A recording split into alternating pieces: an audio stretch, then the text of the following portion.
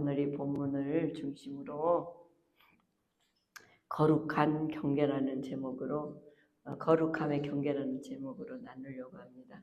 우리는 여러분 에스겔서 40장에서부터 48장은 에스겔이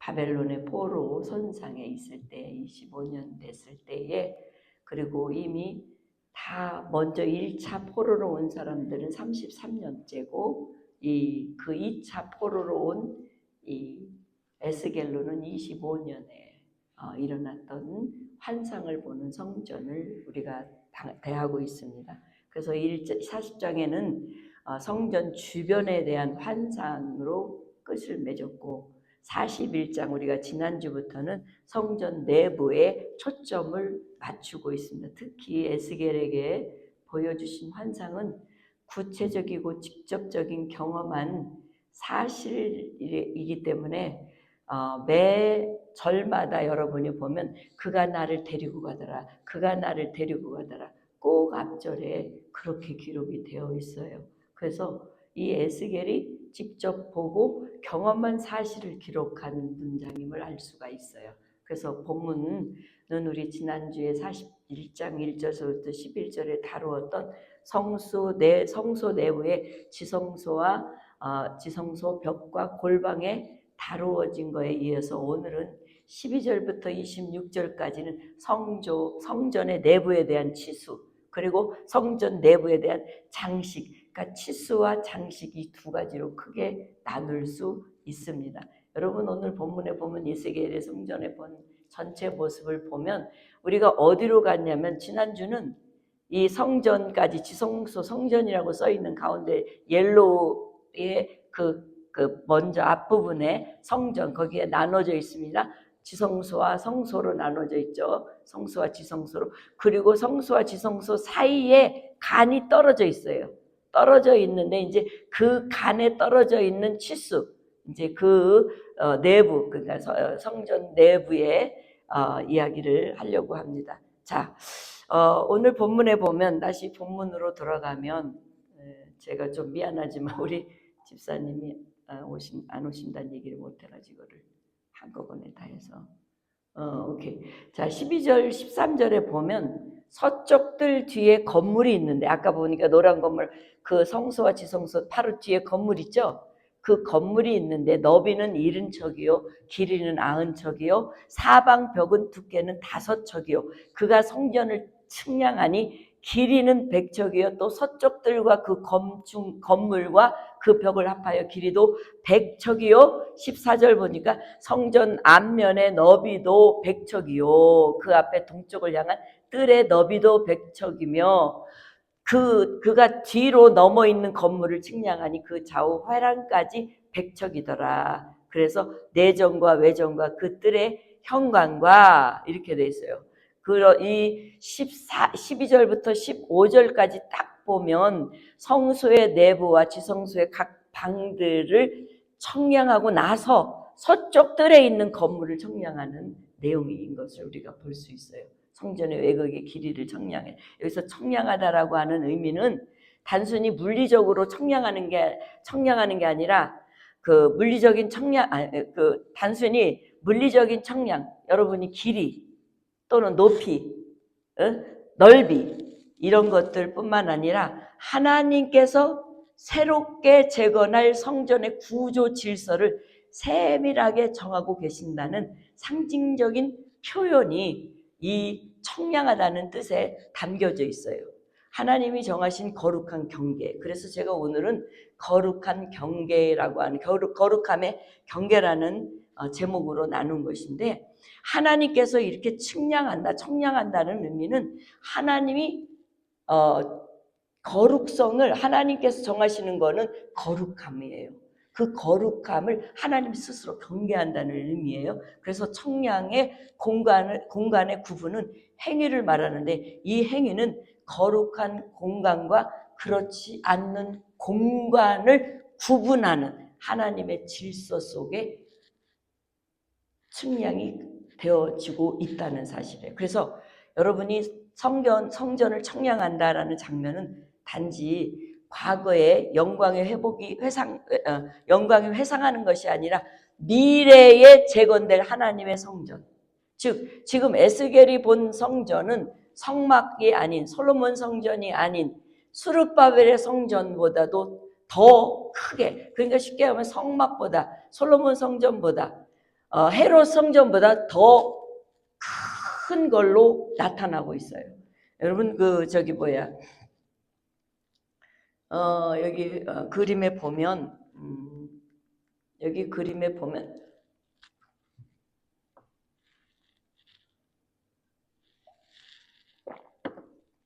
여기 저 밑에가 여기 요거는 안 보이는구나. 요걸로 텔레비는 안 보이네. 그 맨 밑에가 그 운동장 그 축구 경기장을 그려놨어요. 저 밑에 네모나게. 그런데 옆에 보면은 축구 경기장보다 크죠? 몇 배 정도 커요? 예? 축구 경기장보다 좀 큰데 지금 헤롯 성전은 몇 배예요? 그보다 더 커요. 그런데 다음에 보면 에스겔 성전은 훨씬 그 축구 경기장보다 몇 배가 돼요. 맨 밑에 축구 경기장 밑에 있는데 그보다 이렇게 여러분이 어저스 해봐요. 한 8배는 될 것 같아요. 어마어마하게 크죠.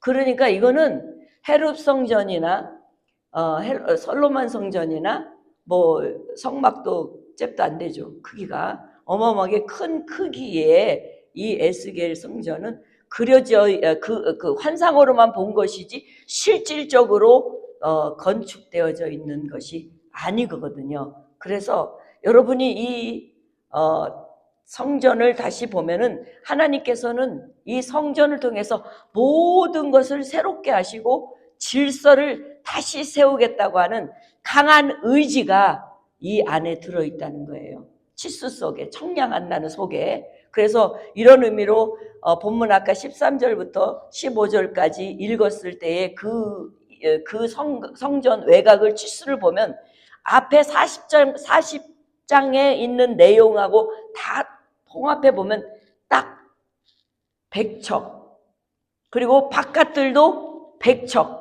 100척으로 나타나 있어요.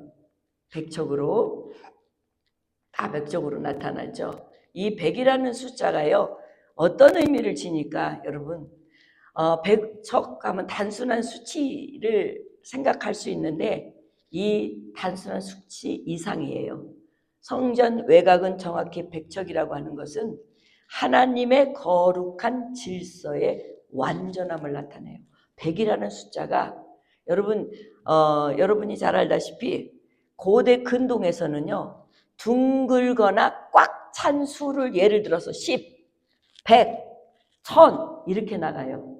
그래서 여기에 100이라고 숫자는 완전함, 충만함이라고 하는 상징을 나타내기 때문에 여기 100척, 성전의 그 치수, 내부의 치수의 100척이라는 것은 성전과 그 바깥의 세상을 명확하게 구분하는 경계 역할을 한다는 의미를 지니고 있다는 거예요. 쉽게 얘기하면 거짓된 것과 속된 것을 구분하는 점, 그리고 또 하나님께 나아갈 수 있는 공간, 그 공간을 우리가 알 수 있는데 공간 사이를 구분하는 영적인 구분선이라고도 할 수 있어요. 그래서 이 100척이라고 하는 정확한 수치는 다시 말하면 하나님이 모든 것을 주도하시고 계시기 때문에 이렇게 명확한 100척이라고 하는 측량이 나온다는 거. 왜냐면요 여러분 이 본문에 여러분이 앞에서 보면 40장 48절에 보면 현관이 벽이 5척이에요. 자, 잘 도와주세요. 그리고 40장 49절에 보면 12척이에요. 그리고 조금 더 나가서 성소의 문벽은 6척이에요. 그거를 1절에 나와요. 오늘 본문 41장 1절에 그 6척이에요. 성소는 40척이에요. 문통은 벽이 2척이에요. 그 다음 지성소가 20척이에요. 성전 벽이 6척이에요. 4절, 5절. 그 다음에 골방이 4척이에요. 5절에 있는. 바깥 벽이 5척이에요. 9절에. 그래서 모두 다 합하니까 100척이야. 모두 다 합하니까. 그것도 성전 바깥들 건물에도 동서 길이 역시 100척인데 이거를 가만히 보면 여러분 10절에 10절에 보면 바깥들의 광이 20척이에요. 건물이 70척이에요. 건물 좌우벽이 10척이에요. 그러니까 도합해보니까 100척이야. 그러니까 이 100척은요, 우리가 말로 하면 52m래요. 52m면 상당히 높죠? 그죠? 굉장히 높은 미터예요. 근데 이 신학자들은 이 52척이 길이에 따라 조금씩 달라질 수 있다는 말을 해요. 근데 이제 여기서 100척은 그래서 하나님의 거룩한 질서의 완전함을 뜻하는 거라는 거예요. 그러니까 에스겔이 본 성전은 쉽게 얘기하면 하나님께서 거룩함을 경계를 지은 철저한 완전함을 이루고자 원하는 그 식양이었다는 거예요. 그 수치였다는 거예요. 그래서 저는 거룩함이 여러분 경계, 하나님의 경계는 굉장히 중요한 거라고 저는 생각해요. 여러분 창세기에 보면 하나님과 인간 사이에 하나님이 경계를 그으셨어요. 에덴 동산에서요. 무엇으로요? 무엇으로 그었을까요? 선악과를 선을 경계를 부으셨어요. 먹으면 죽는다. 그 경계를 넘으면 어떻게 되느냐? 죄인이 되는 거예요. 그래서 항상 하나님은 성경에 전부 보면 경계선을 그으셨어요. 이스라엘 백성들에게 하나님께서 내가 너희들의 자녀, 너희들의 아버지가 되고 너희들이 내 자녀가 되는데 경계선을 뭘 주셨죠? 율법이라는 걸 주셨어요. 율법을 지키지 못하니까 어떻게 돼요? 부모와 자식 간에 금이 갈라지고 파괴되고 끝내는 아버지도 아프고 자식도 아픈 결론을 낳게 되잖아요. 그래서 이 성전이라고 하는 것은, 성막이라고 하는 것은 하나님과 사람과의 경계선이에요. 하나님께서 경계선에 들어오면 보호하지만 경계에 넘어가면 하나님께서도 어쩔 수 없다라는 거예요. 그래서 경계는 굉장히 중요한 거예요. 여러분 부모와 자식 간에도 경계 있잖아요. 직장에 가서도 상사와 여러분 일하는 사람들과의 경계가 있고요. 교회 안에서도 하나님과 우리와의 경계가 있고 목사와 여러분과의 경계가 있어요. 넘지 말아야 할 선들이 있다는 거예요. 근데 그게 넘어가면 어떻게 돼요? 결론적으로는요, 파괴가 되는 거예요. 그래서 이 성전에 이 100척이라고 하는 이 간단한 숫자일 수 있지만 이 숫자에는 하나님의 완전한 계획이, 완전한 주권적인 통치가 성전에 담겨져 있는 의미라는 사실이에요. 성전 측량에. 그래서 16절서부터는 여러분이 보면 문통, 이제 성전 내전이에요. 그러면 내전, 외관, 현관, 이 모든 부속 건물들인데 이 건물들 안쪽 벽 모두가 조각이 장식된 널판으로 치장되어 있다고 여기 나와 있어요. 문통과 벽과 닫힌 창과 삼면에 둘러있는 회랑은 문통으로 안쪽에서부터 땅에서 창까지 널판지로 가렸다. 여기에 보면 닫힌 창에서는 이미 닫힌 창이기 때문에 그 창만 빼놓고 나머지는 다 널판으로 가려졌어요. 그리고 문통 위로 내전과 외전에 사방 벽도 다 그렇게 곧 측량할 크기로 되어 있다는 거예요. 그래서 17, 18절에 보면 그 널판자에는 그룹과 종려나무를 새겼는데 그룹은 두 그룹 사이에 종려나무가 가운데 있고 한 그룹과 각기 다른 그룹이 있는데 한 그룹이 있으며 각 그룹에 두 얼굴이 있어. 두 얼굴인데 하나는 그 한 그룹의 한 얼굴은 사람이고 또 종려나무를 향하고 있는 사람이고 또 한 그룹은 사자의 얼굴이야.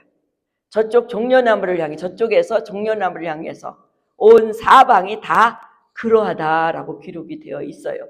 이 말은 다시 말하면 창문이 이미 닫혀져 있는 거 빼고 아까 빼고 다 완전히 그룹과 종려나무로 새겼다는 거예요.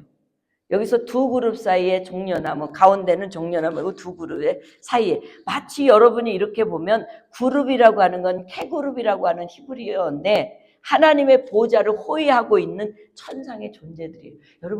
여러분이 잘 알다시피 성막에 지성소 안에 뭐가 있죠?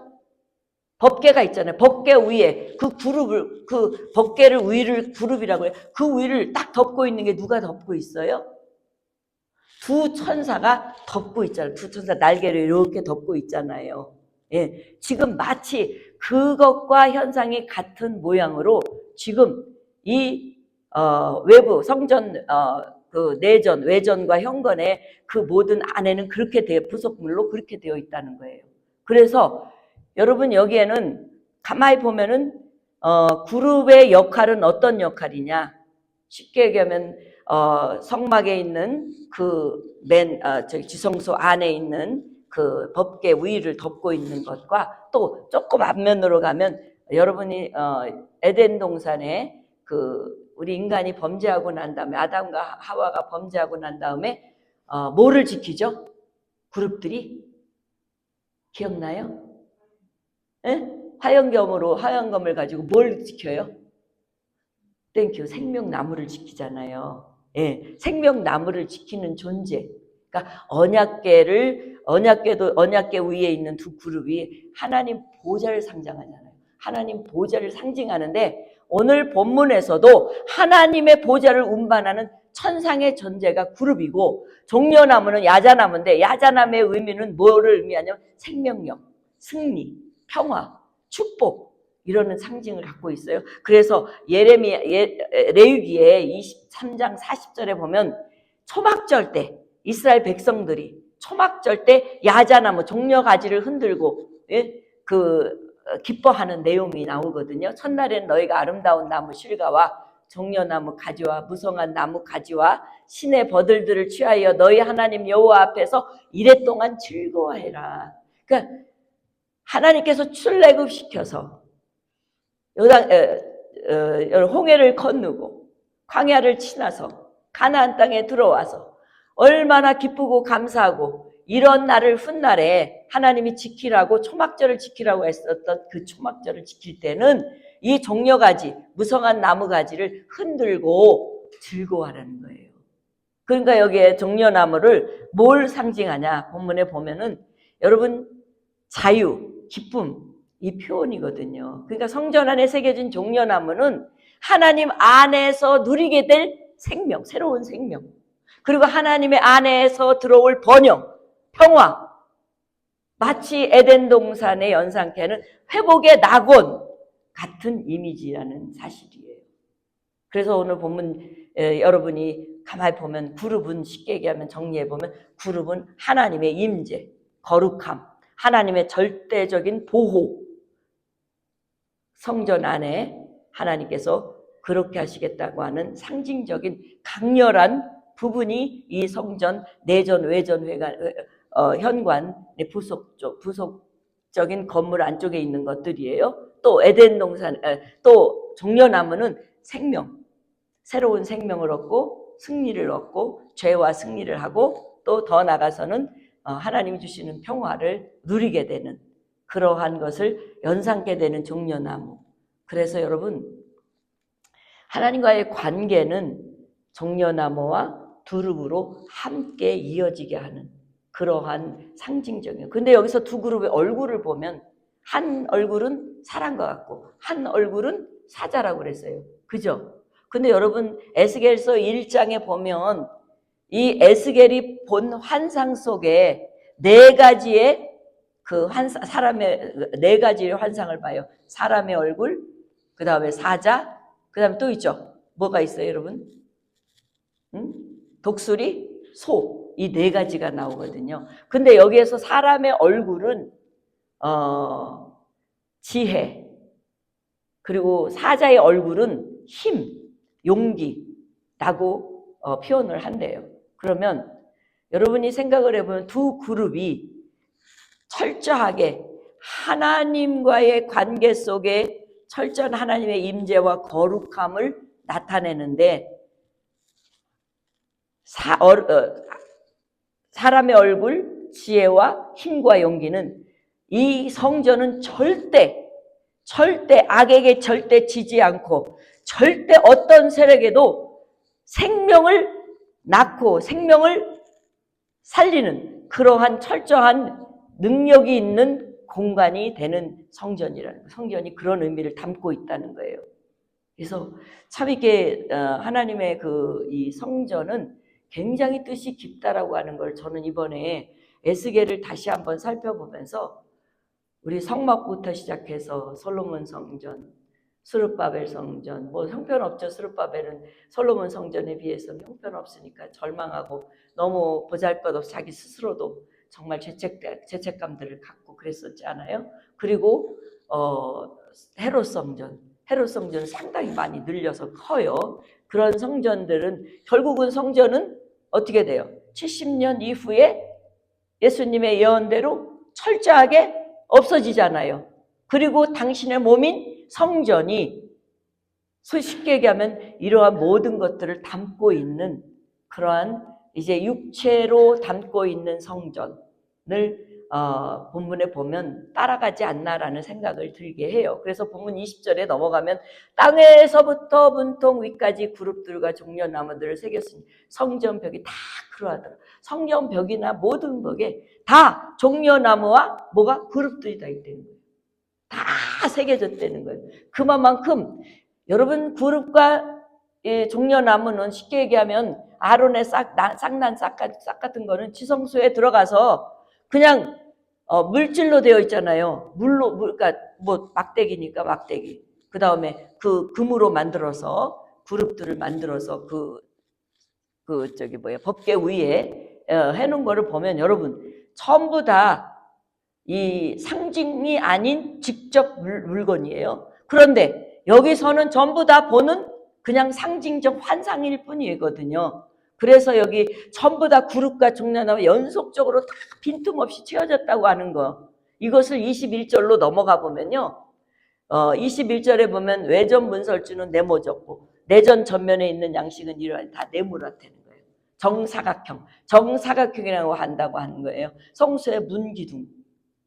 보충 설명으로 여기서 넷이라고 하는 숫자, 여기에 넷이라는 숫자는요, 하나님의 온전함의 임재를 상징하는 거예요.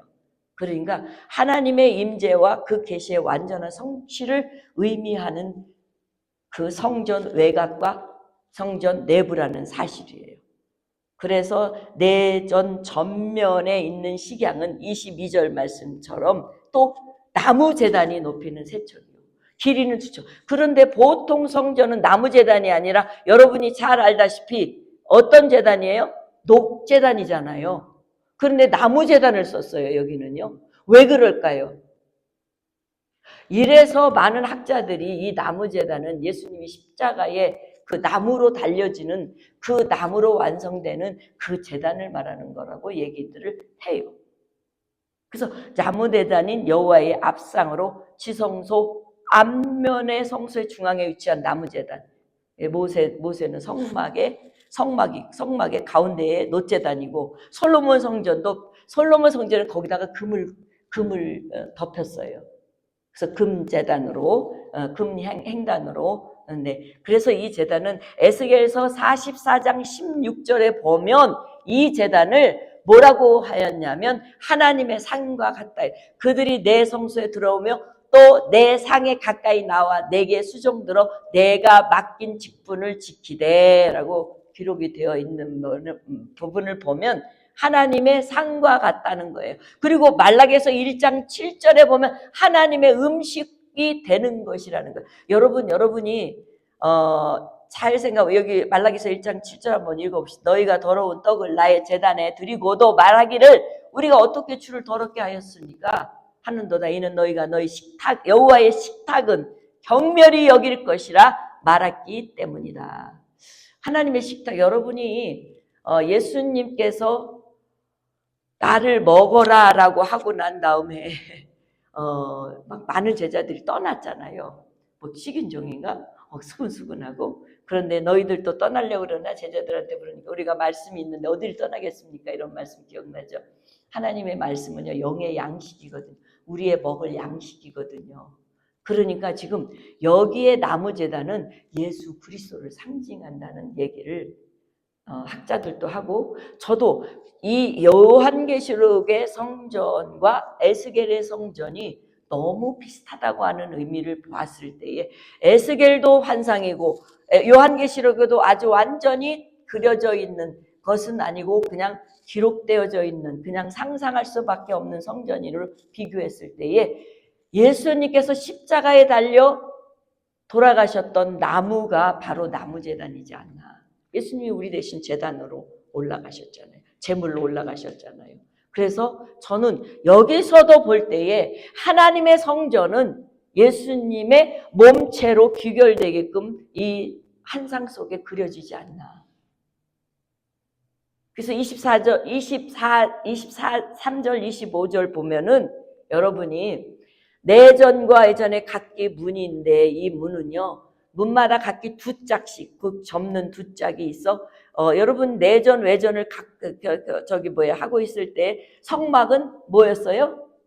커튼이었죠. 예?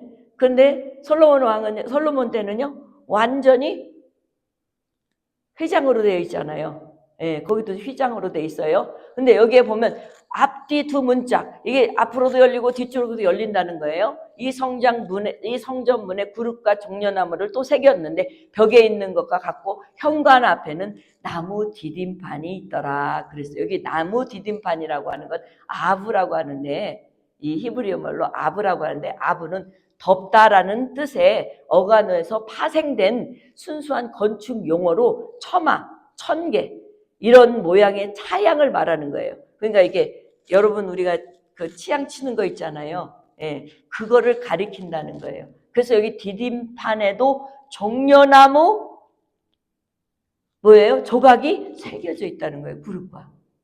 예.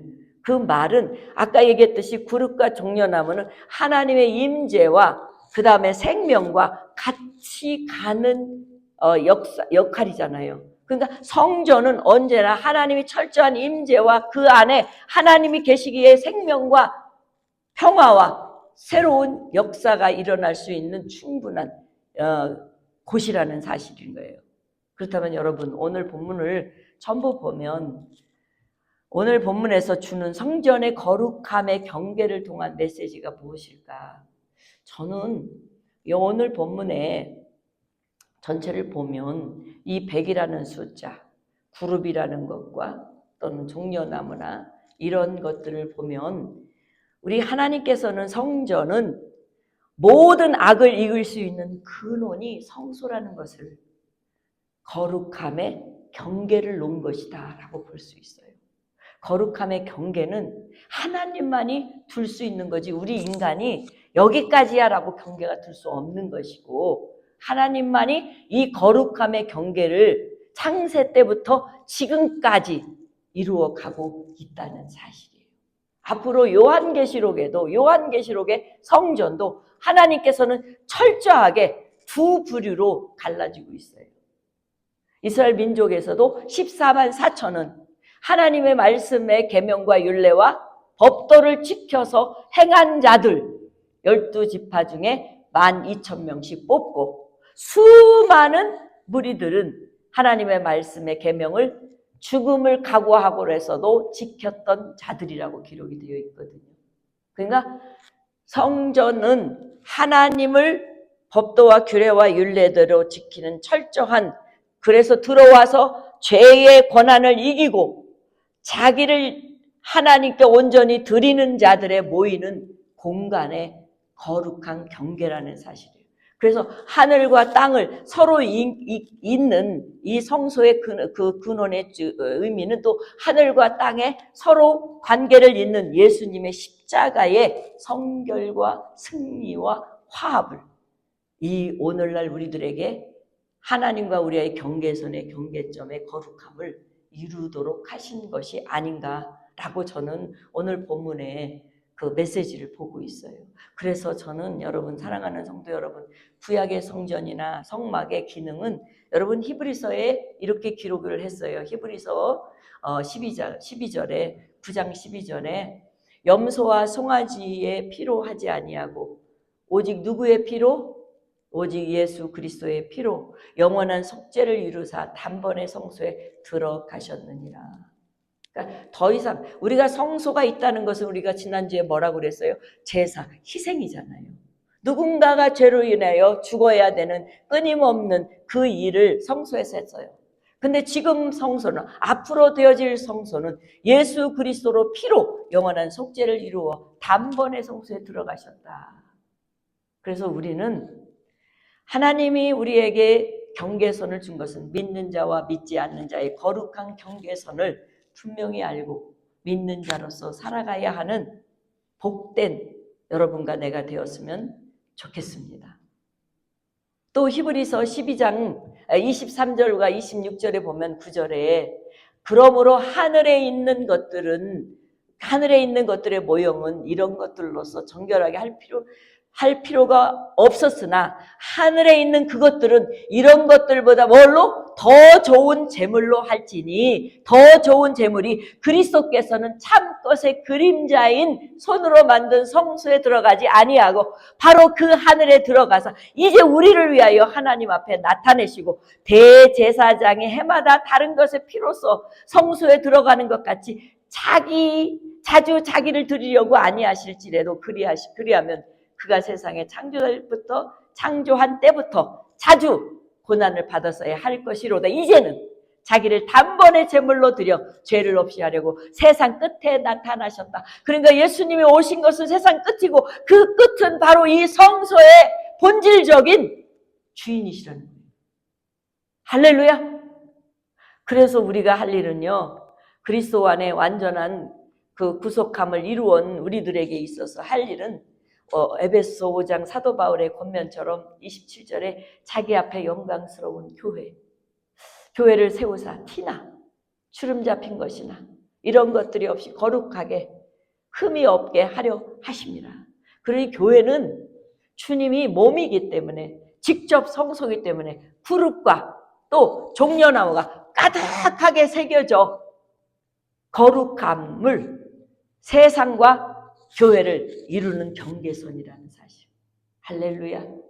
그런 의미에서 우리는 하나님 앞에 우리 예수님께서 고난주간을 지금 겪고 있는 이 시간에 고난주간은 우리와 여러분과 나의 고난을 대신 지고 여러분과 나는 예수님의 영화롭게 존귀하게 주님의 몸을 이어준 우리에게 남겨준 교회를 흠없고 티 없이 거룩하게 세워놓는 것이 우리의 본분인 줄 믿습니다.